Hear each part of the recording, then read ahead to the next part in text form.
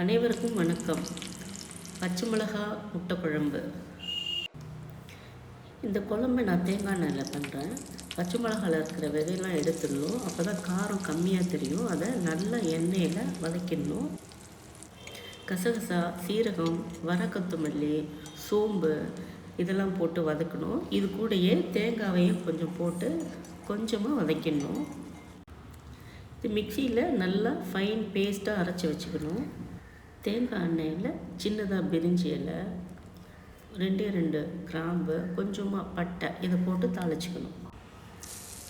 அரிஞ்சு வச்ச வெங்காயத்தையும் போட்டு நல்லா வதக்கணும். வெங்காயம் வதங்கினோன்னே கொஞ்சம் இஞ்சி பூண்டு பேஸ்ட்டு போட்டு அதையும் கொஞ்சம் வதக்கிக்கிறேன்.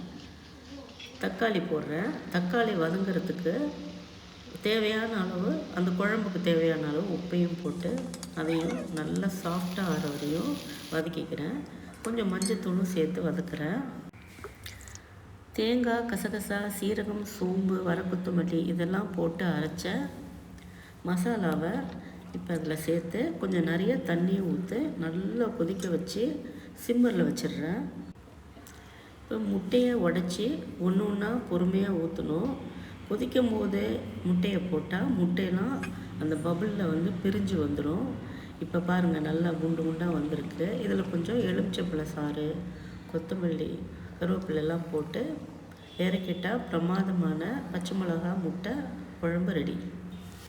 என்னோடய வீடியோ பிடிச்சிருந்ததுன்னா ப்ளீஸ் லைக் பண்ணுங்கள், சப்ஸ்கிரைப் பண்ணுங்கள். என் வீடியோ பார்த்ததுக்கு ரொம்ப நன்றி.